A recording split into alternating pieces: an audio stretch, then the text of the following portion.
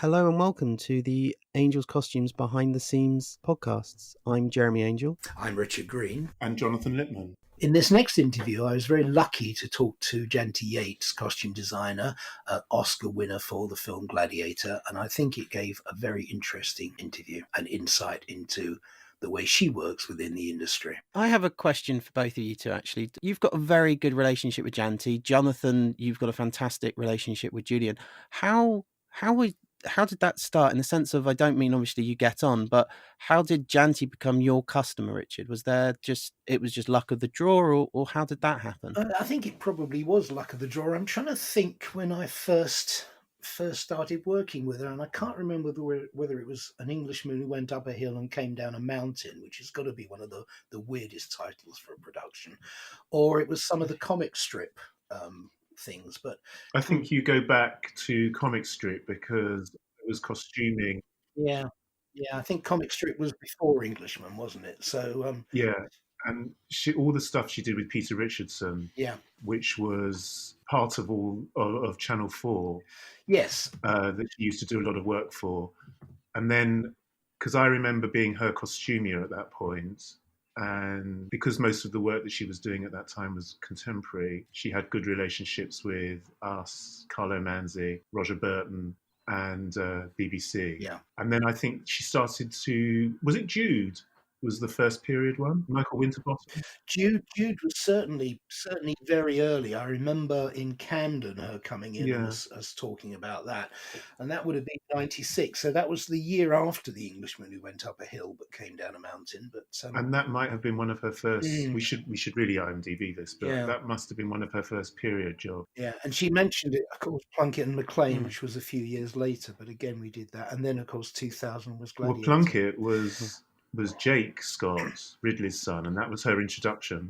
Yeah, that's right. Which is how she says Ridley got to know about her, because she worked with Ridley Jr. before she worked with Ridley Sr. And it just shows you the fate, serendipity, if you like, because Janty wasn't the original designer on Plunkett and McLean. Was she not? Who was?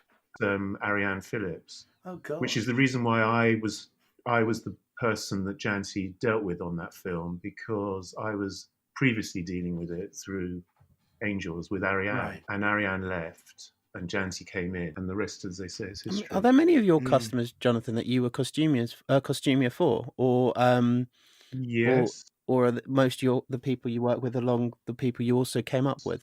Yeah, there were Jeannie, Sandy. They were all people who I had developed relationships with as their costumier. Sadly, most of the ones that I worked with as a costumier are no longer with us. Well, that's why I asked the question of Jonathan. I was being polite. God. But there were also quite a large number of costumiers that then subsequently became designers. Well, I think we should get into the interview now. So I hope you all enjoy this interview with Richard and Janty. If you have any questions for us, any feedback, or just someone you'd like us to speak to, please email us at podcasts@angels.co.uk. And here is the interview with Janty and Richard. Hello, my name is Richard Green, Production Director of Angels Costumes, and today I'm extremely proud and pleased to be talking to Janty Yates, the costume designer. Janty and I go back a long, long way, both personally and professionally, but today I'll be asking her a few different questions from the normal ones, which are, how much budget do you have for costume hire? And do you think there's anything left in the bottle, or shall we order another one? Janty, hello. Very funny. Hello, Richard. How are you? I'm very well indeed. Very, very well indeed. So the purpose of these broadcasts is to give people who don't know how the costume industry works an insight into how it does. As I said in my introduction, you're a costume designer of renown and repute. But how did you get into the costume business? Well, I went to dress design, pattern cutting and dressmaking college. Right. Which one? It was called Katinka. It was a private one in the Cromwell Road.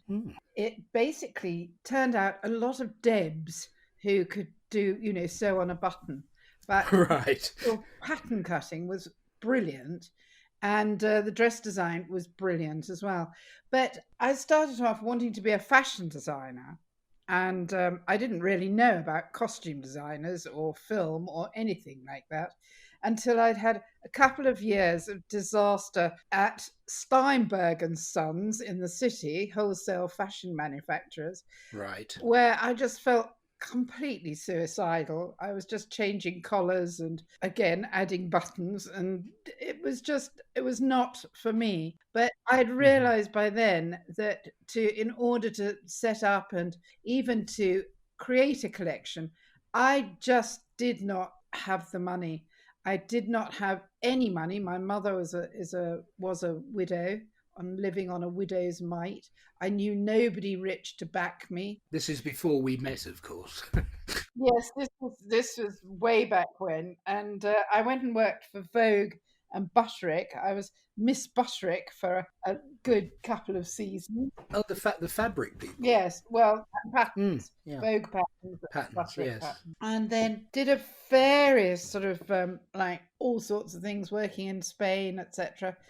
And my boyfriend of the time was an editor, and he said, you really should try and get into television and film. And so I started as an assistant, and started to grow my contacts. And I did commercials forever.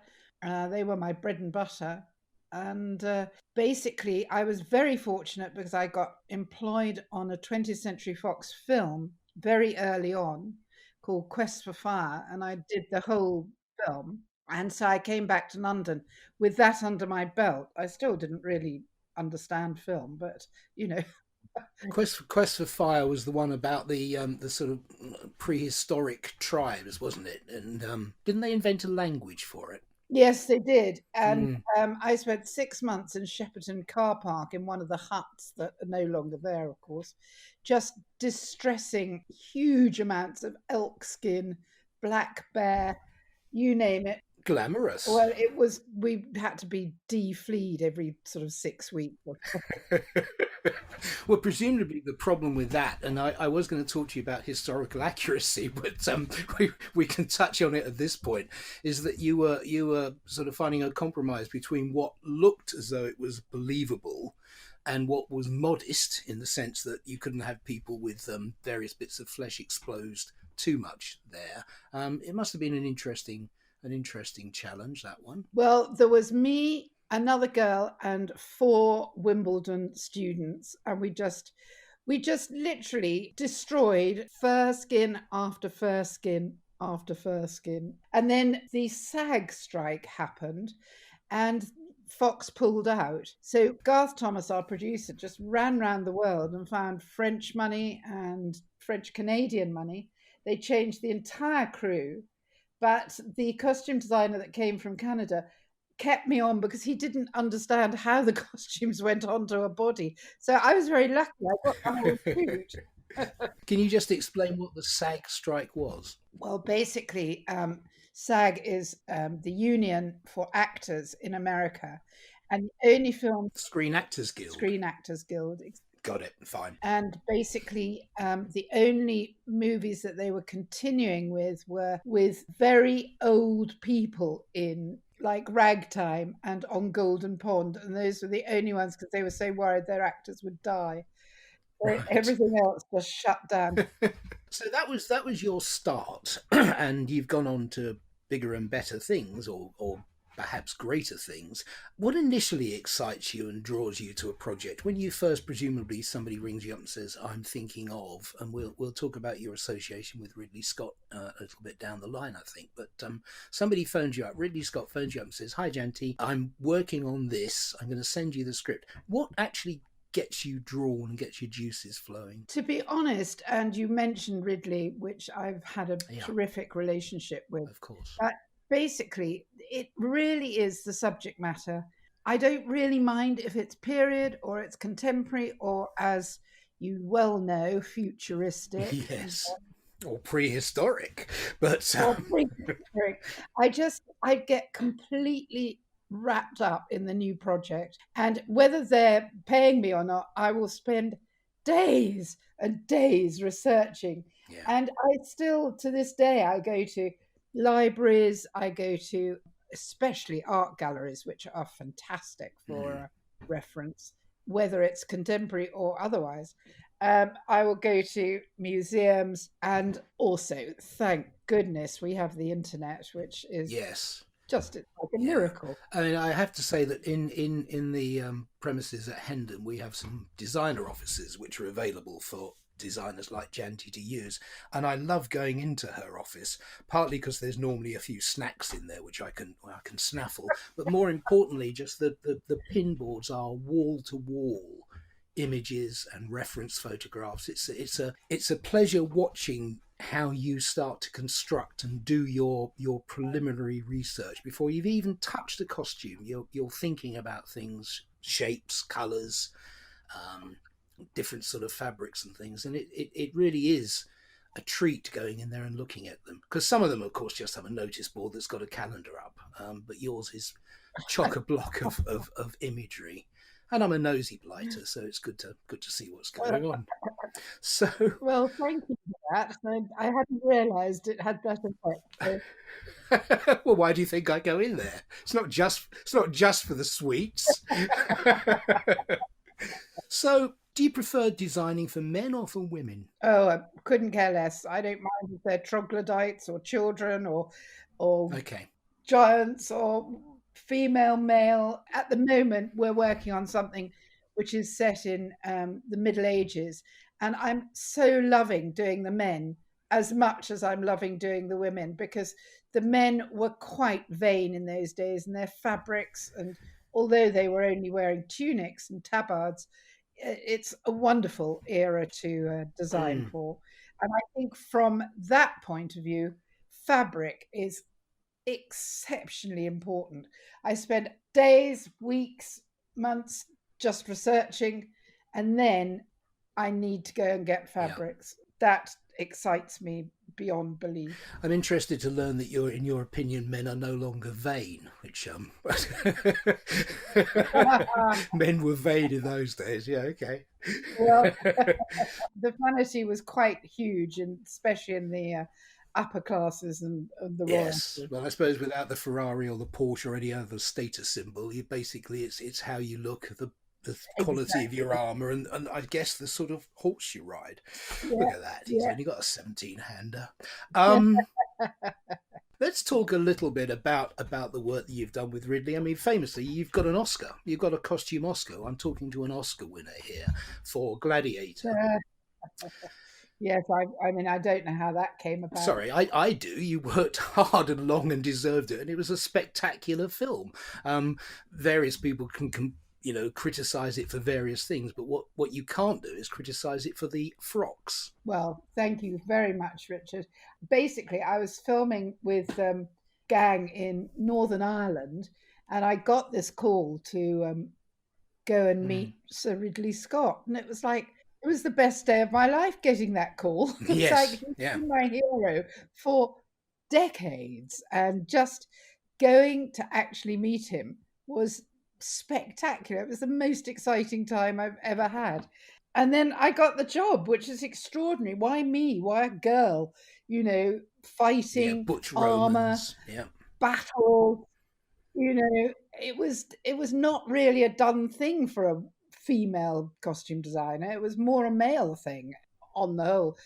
This was in 99, so we're going 21 years now. And you've almost become his sort of staff costume designer now. I mean, how many have you actually done with?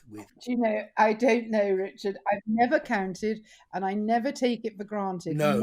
Assume. So you're as good as your last movie, and if you get asked to do the next one, fantastic. And I have to say, and again, one of the things that you do, which some others don't, is you always make a point of introducing me to your actors and to your people when they come in. And it was quite thrilling to have him and his team. Do you remember when we set up that fitting room, those emergency fittings that we had to do downstairs? And you're really good at involving Angels and the staff at Angels with those things. So again, well, we couldn't have done it without you. We really couldn't have. This was when on All the Money in the World, when Kevin Spacey had got the worst press ever and had been fired from everything, and still movies to this day not come out. No. Which we starred in, and we so needed you. You were indispensable. Changing the sizes of everything. We worked all the weekends, and we shot just 2 weeks, in fact, but it was 68 scenes. Yes, because you had to basically redo all of the scenes that he'd been in, didn't you? You had to recreate them. Yeah. Exactly, with Christopher Plummer. And, Ridley and Christopher did an amazing job, very much, lastminute.com.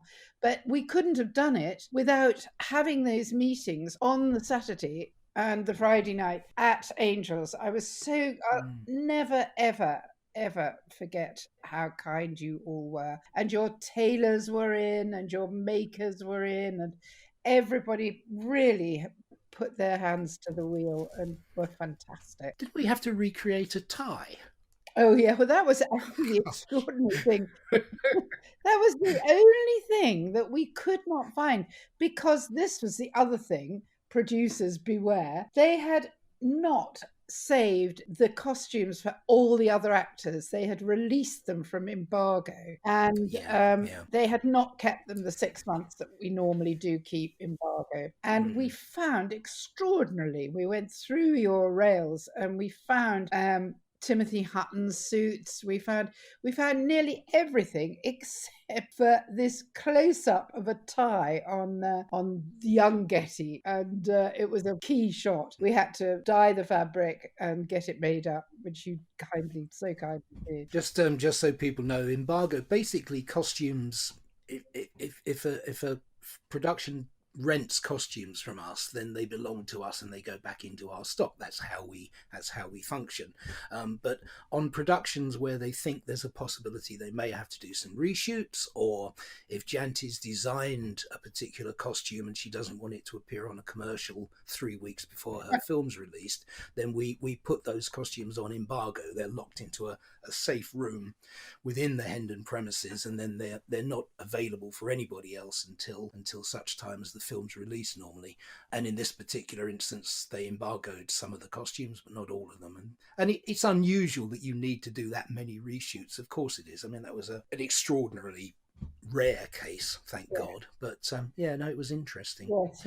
Which project have you most enjoyed designing? Oh, hard question. I know, all of them. I love every single one. I put my entire heart and soul. You marry a film anyway. You really do, don't you? Yeah, you basically live, breathe, and do nothing else but that production when you're on it. And anyway, I'm getting up at 5:30 every morning, whether we're shooting or whether I'm just coming up to prep in your premises. And we don't finish till 8:39. So actually, this little break that we're having now, after 6 months of that, 6 days a week, has been so well received in the Yates household. But no, I think probably the one I'm the most proud of is Gladiator, because it was a huge success. And I think Ridley's very proud of it as well. And so many people have seen it, not once, not twice, but 3 or 4 times, and it still stands up. No, but it is, in my opinion, a spectacular in the truest sense of the word. There is spectacle there. I think it's great. Well, I was terrified every single day of my life. I hardly slept all the way through the shooting. We were getting up at 2:30 or 3 to go down and help with the huge amount of extras, because this was really pre-CGI. So we were fitting and dressing 3,000 extras every single day in Malta and in Morocco, only for periods of 2 weeks or a week here, a week there. But it was still massive. But you must enjoy these, either that or you're a masochist, because Kingdom of Heaven had the same kind of numbers attached to it. Yes, it did. Kingdom of Heaven was enormous as well. I guess I'm a masochist. And then you do a man stranded on Mars in a spacesuit.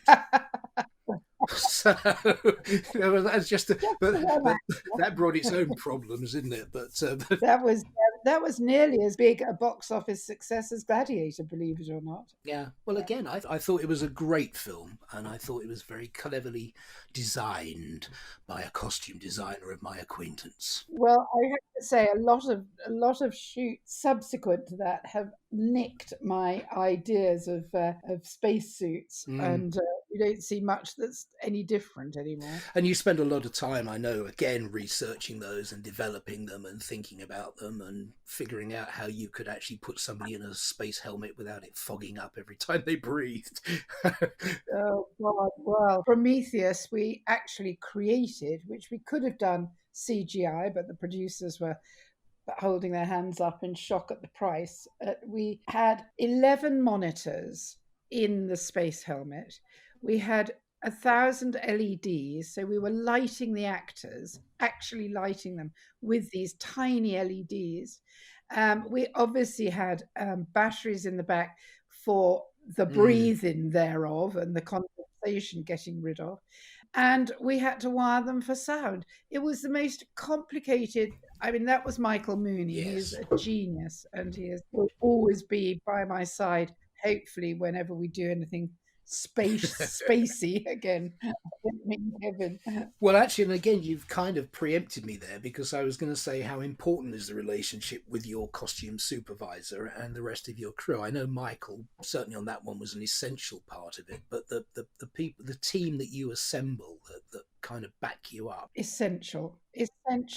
I mean, Michael is now associate spacesuit designer. He's basically not an assistant designer anymore. He's, superseded that. And my actual supervisor, it's incredibly important I have a good relationship with them, because they are the sergeant major of the film crew. They do the hiring, the firing, the overtime, the trucks, all of that stuff, which I cannot tell you how deadly it is to me. Yes, I'm creative, darling. Don't worry. Don't bother me about wardrobe trucks. Now, again, you've already said some extraordinarily nice things about us, which I have to say, folks, I wasn't paying her to do. And I think the relationship that we have, that Angels have with you, is a good one. And relationships with costume houses generally are important, aren't they? I mean, you can spend money on making a spacesuit or making Russell Crowe's wolfskin cape, whatever it is, but for the bulk of most films, you need stock costumes. Absolutely, and you're the first place I would ever think of, and the last. Well, I think we'll stop the interview there. Then that's it. I can't. the check's in the post. No, the other thing that I think that's come out of here, because I will need to draw it to a close fairly soon, is there's a couple of things which is constantly being identified. I think the first thing is that you have to put your work in first. You have to start at the beginning. You have to do your sort of groundwork and get everything like that sorted before you can soar to these high heights. Absolutely. And basically, I've often said in interviews similar to this, you're completely in the period wherever it is. And then you can, excuse my French, fuck about with it. Yeah. If you speak like that. Again, for people who aren't in the business, this is a technical term, meaning it's spelt differently, guys. Yes, exactly. Frocks under construction is That's very good. You need to have all that knowledge, and then you can veer off. Yes, because I used this phrase the other day. You need to know what the rules are before you can bend the rules.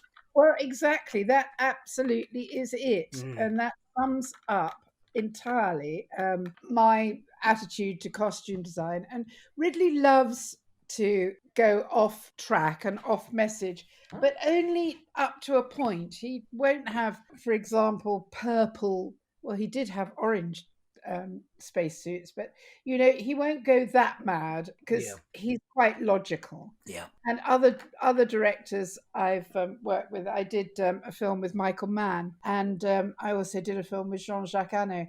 They want to see the real thing, the best that you can give. Yeah. That's always a challenge anyway. So I'm 18 years old, I wish. I want to be a costume designer and be up there giving my acceptance speech in Hollywood. What advice do you give me? Basically, I would get a very good training. I would go to get yourself into Wimbledon or Bristol or somewhere that has a very established costume design training.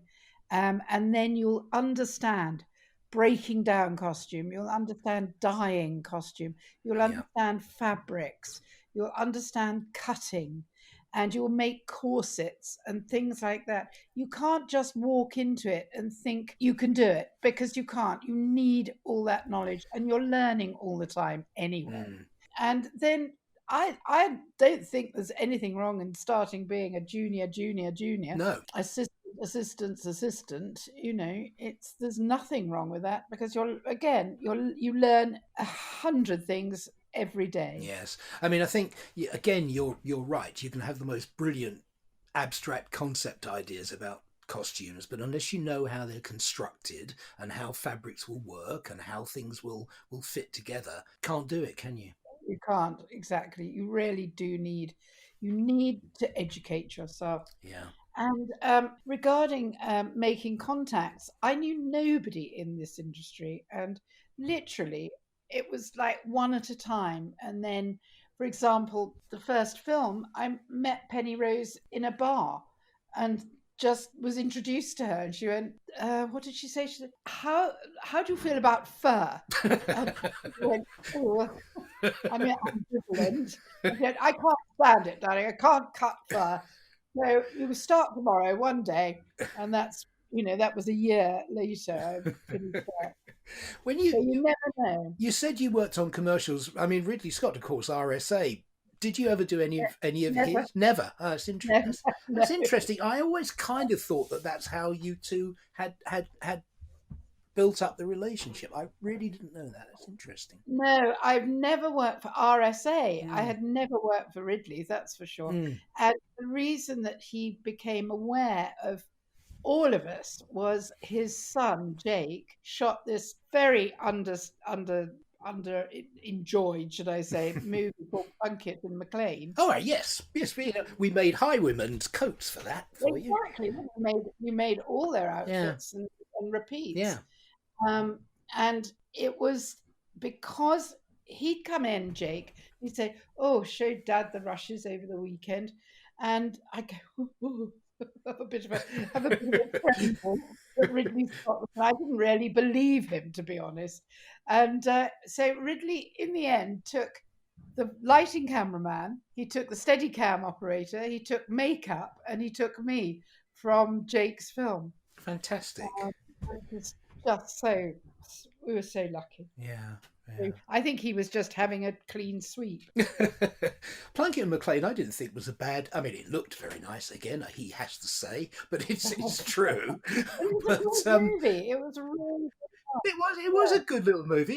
It was a good sort of Georgian romp. Exactly, really, and of course the critics A wanted to knock Jaques down because father of who he was, and B couldn't understand the fact that he'd put rock and roll music to a period film. And I don't know, 2 years later the Heath Ledger movie came out. I've completely forgotten its name.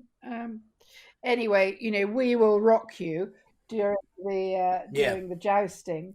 The Knight's Tale raved about. Yeah, well, and then of course you get Moulin Rouge, exactly. and it works very well. I mean, actually, I think some of that sort of rock music stuff works remarkably well. Well, I don't think it was. To be honest, I don't think it wasn't right the right time. It was too kind of ahead of its time. I think these things. It was just terribly sad. It was just really sad. Anyway, Uppy, I've enjoyed this. I hope you have. Well, absolutely. Nothing like talking about myself. And angels, of course. Oh, of course. No, it's really good. And I do think, to sum up, people who are thinking of entering the industry, you do need to get that groundwork, that framework, put your time in. Don't expect to be running a large film unit crew or designing a major movie the second week that you start. and be guided by people who really have done it, put their time in, and deservedly are at the top of their tree. Here, here. Absolutely, Richard. Absolutely. Janty, I love you very much. I will speak to you soon. Lots of love. Take Yeah, lots of love to you. care now. Bye. Bye. That was Richard's conversation with Janty. That was just a brilliant interview to listen to. I didn't know some of those things about Janty at all. Fun, wasn't it? Well, the fact she swears. Well, I'm not sure if it's the fact she swears or how good you are at quickly figuring out how to spell the word correctly. I will not lie. I will probably be using it. You've got to take into account the amazing experiences that she's had along the way in terms of all those different mediums that she's worked with in. Yes, I mean, have you ever seen Quest for Fire? Not me. It's probably before your. It's a lot of fur. Yeah, I mean, it was at the time. I think it was absolutely panned because, of course, they mixed up.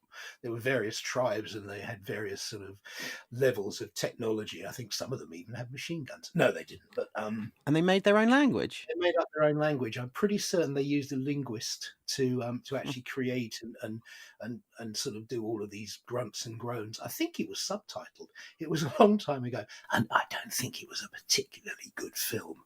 Although the fur looked nice, Janty, if you're listening. But I mean, she's worked on some amazing films, and I mean, just taking some of the ones that she's done with Ridley. If you take Gladiator, Prometheus, and Martian, I mean, 3 just massive films, all different looks, and she has stories about all of them, which are amazing. I mean, the crowd scenes with Gladiator, that's crazy. Yeah. And of course, the one that she talked about where they had to reshoot a load of it because of circumstances, which again was certainly, we remember it as an extraordinarily interesting time. Interesting being euphemism for stressful, I think. Do you think? I think it was something like, I think they say on the tour it's something like between 30 days from when they announced they'd recast to when they'd finished shooting for that, which is crazy. I've just done a bit of a cheat on Quest for Fire. Anthony Burgess, the novelist, created the language, and the gestures and movements were advised by Desmond Morris, the anthropologist. Oh, so they all try to emulate Kubrick. Yes, a touch of 2000 and Space Odyssey. Yeah. You said when you met Janty, she was known as a contemporary designer. How did Angel's contemporary department actually come to be? Because it wasn't something we always had. Yeah, I mean, it's probably true to say, isn't it? In the 80s, 90s, there was this kind of explosion, I suppose. There had been a number of sort of costume designers of the Anthony Mendelssohn type that had been around. Judy Harris that had been around for ages and did those big prestige films. But I suppose with the advent of things like music videos and Channel 4, which actually was an incredibly important launch pad for a lot of new talent and things. I mean, when it opened, was it Patang Yang Kipabang or something like that? But they took on those 5 Go Mad in Dorset type things, didn't they? Which called for costume. So I suppose there was an explosion about the time that you were setting up the men or the modern department at Angels, and then obviously moving into management with people that you'd worked with when you were setting up that whole modern department, which again was something that Angels hadn't, nobody had really done. Nobody had really created a department, and you and Tim had that vision to supply costumes for modern productions, as opposed to people going out and buying them. It came about as a result of, as you say, an explosion in the marketplace in terms of contemporary production. Yeah, I mean, Morse. And what were all these people going to do, these productions going to do with the clothing that they acquired? And we were picking clothing up from them as well as buying for new productions. And there was a flood of drama in television. There wasn't there? There absolutely was. And I was going to say, if you went back to the 60s, let's think about television for a moment, Play for Today, normally contemporary, not many people. But once they started doing more location work and bigger things and those more adventurous, large scale productions, then I suppose there's a bigger demand for costume. The first drama I remember is that we did the responsible for the whole series was Inspector Morse. Yes, I was to say Morse. Yeah, and Chris Burt and Ted Childs. And in fact, Angels got a credit. yeah. Where we did everything, didn't we? I mean, if there was a cricket team, we got in the cricket gear for it. If there was the one that was set with Magic Flute, the costumes came. It was a great series, that, or series of series, that. Year after year. Going from the contemporary department and setting that up, it's actually a nice segue into the interview that I conducted, which we're releasing next week, which is with Ray Holman, because Ray actually says that his favorite period to design for is actually contemporary. That's where he likes to work the most. So Ray is who we interview. I interview next week. Oh, I look forward to hearing that. And presumably you might mention Doctor Who occasionally. We did. I mean, it's not every day you get to sit down with someone who's designed for 4 of the Doctors, but actually we spoke about Fleabag a lot more than we did about Doctor Who. And I won't lie, I did use the interview as an excuse with my wife to finally finish watching the last 2 episodes of Fleabag. Ray has really strong passion about education and how it fits into costume. He's very involved in his old course and old university. He has apprentices that work with him on Doctor Who, and it was a really interesting in-depth chat into history of Ray and his feelings on the education as well as his feelings on his career. I hope you enjoy it next week, and here's a small snippet of that interview. I was suddenly staff as an assistant costume designer, got called into the head of costumes saying, okay, there's a 13-part police series that needs a costume designer. We think it's time. We'd like you to do it. The director would like you to do it. The producer would like you to do it. And I kind of nearly fell off the chair and said, no, I don't want to do that. I don't want to do a police series. I don't want to do this. And Al Barnett, and he was head of costume at Pebble Mill at that moment, and he said, just do it. I'll send you on some. I said, I don't know how to manage a department, so they sent me on management courses, and I did it, and it was a police series, and nobody wanted to do a police series, but it was great.